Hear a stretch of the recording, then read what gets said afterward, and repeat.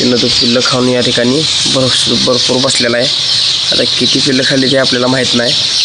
तो त्याचा फणा वगैरे दाखवून आपल्याला पूर्व चेतावणी देणार आहे, बघू शकताय. तर नमस्कार मित्रांनो, मी विजय बाळकृष्ण सूर्यवंशी. तर आज आपण एका महत्त्वाच्या विषयावरती बोलतोय बघा. तर एक शेड आहे पोल्ट्रीचं आणि त्याच्यात एका छोटी छोटी पिल्लं आपल्याला दिसत आहेत.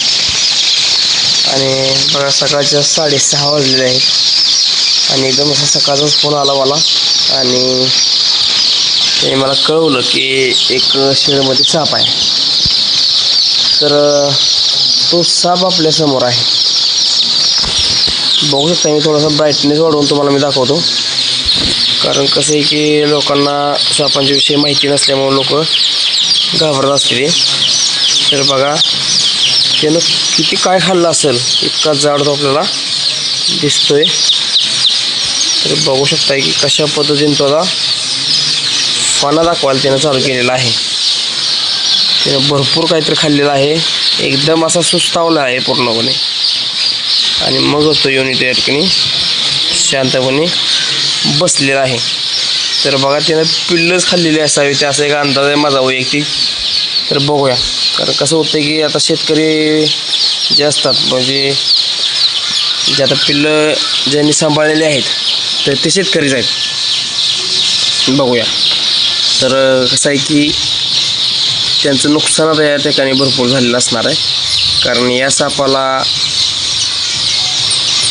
त्यानं जे काही आहार घेतला आहे तर ते पिल्लं असण्याची शक्यता आहे.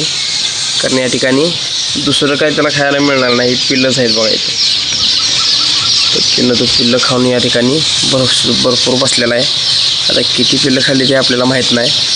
तो त्याचा फणा वगैरे दाखवून आपल्याला पूर्व चेतावणी देणार आहे, बघू शकताय. तर आता ह्याच्यातलं जी काय त्याचा मोडी लिपीतला जो अंक असतो पाठीमाग आपल्याला दिसायला चालू झालेला आहे बघा. तर याला म्हणायचं इंग्रजीमध्ये इंडियन स्पेक्टिकल्ड कोब्रा. तो आता पाठीमागं हळूहळू सरकायला लागला आहे, पण बघा खूपच मोठा आहे आणि पाठीमागं सरकून फायदा नाही. त्याला तर आपण जाऊन देणार नाही. त्याला आता सुरक्षित पकडण्याचा प्रयत्न आपण करणार आहे. तर तो अटॅकसुद्धा करण्याचा प्रयत्न करतो आहे, त्याला जाऊन द्यायचा नाही. आपण त्याला सुरक्षित पकडण्याचा प्रयत्न करूया. खूपच मोठा हा इंडियन स्पेक्टिकल्ड कोब्रा आहे, तो आपल्याला बघू आता पळण्याची तयारी करायला सांगितलं आहे. तर तो आपण त्याला जाऊन द्यायला नाही. खूपच सुरक्षित पद्धतीने आपण त्याला पकडणार आहोत. त्याच्यात खाली पाठीमागचा मोडी तिथला भाग आपल्याला दिसायला लागलेला आहे. आपण त्याला वेळ न वाया घालवता आपण मोडीचं बाहेर घेण्याचा प्रयत्न करूया. त्याचा काय खाली केला जाते आपल्याला दिसते बघा. पिलच खाली बघा, 1 2 3 4 5 6 7 8 पिल्लं खाल्ली ती.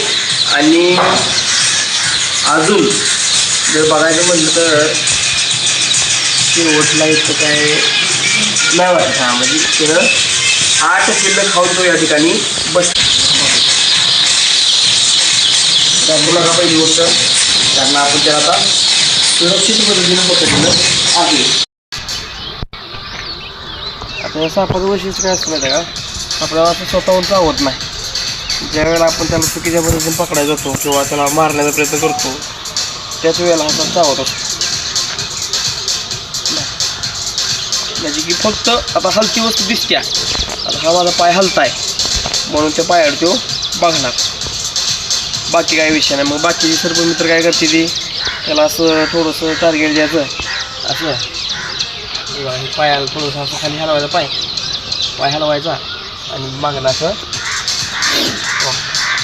टच करायचं.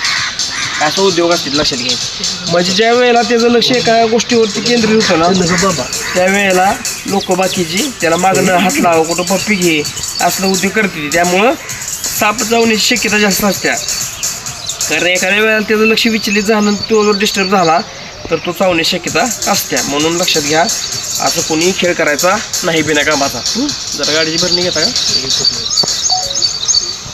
कारण कसं होतं की खेळ करण्यामुळे जीव जातोय, सगळ्यात महत्त्वाचं ते आहे. कसा खेळ करते ते फक्त मी तुम्हाला दाखवलं. आपण कुठल्याही प्रकारचा खेळ करून नाही, लक्षात घ्या. कारण खेळ करून त्या प्राणी आहे, शेवटी प्राण्याला कुठल्याही प्रकारची इजा होणार नाही याची दक्षता आपण घ्यायची असते.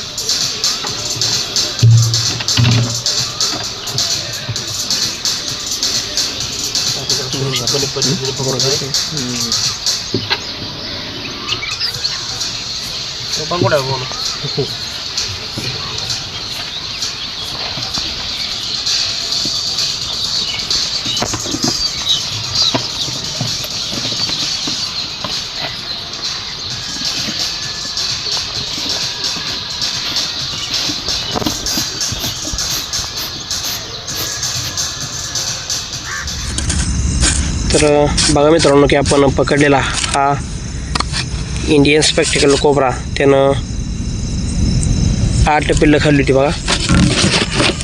तर त्याला आपण सुरक्षितपणे निसर्गाच्या सानिध्यामध्ये सोडून देण्यासाठी फॉरेस्टमध्ये आलेलो आहे.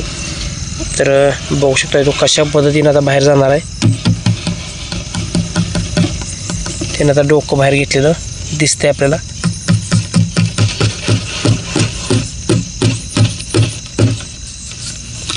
खूपच सुंदर पद्धतीने तो आता निघून जाणार आहे. बघू शकता त्याची त्वचा कशी आहे, गहू चिटकवल्यासारखी त्याची त्वचा आहे. म्हणून याला हिंदीमध्ये घेवन या नावानं ओळखलं जातं. आणि याच्यामध्ये न्यूरोटॉक्सिन प्रकारचं विष असतं. नर्वस सिस्टीमवरती याच्या विषाचा परिणाम होत असतो. तर बघा मित्रांनो की त्याला आपण सोडलेला आहे. तो कशा पद्धतीने जाणार आहे बघा आता तुम्ही. बापरे, हे उभाच राहिला म्हणजे त्याला भीती वाटली म्हणून तो आता उभा राहणार. आता हा बराच वेळ खाणार आपला, त्यापेक्षा आपण त्याला थोडंसं घालवायचा प्रयत्न करूया.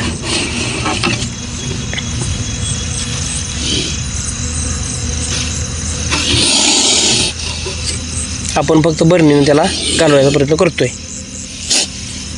तर तो बरणीला जास्त वेळ अटॅक करण्याचा प्रयत्न करतोय. बघा मित्रांनो, त्याला आपल्याला फक्त घालवायचं आहे.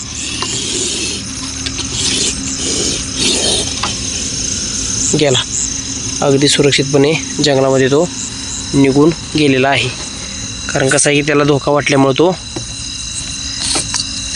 वारंवार माघारी फिरून स्वतःच्या रक्षणासाठी तो हल्ला करण्याचा प्रयत्न करत होता, तुम्ही बघितला असेल.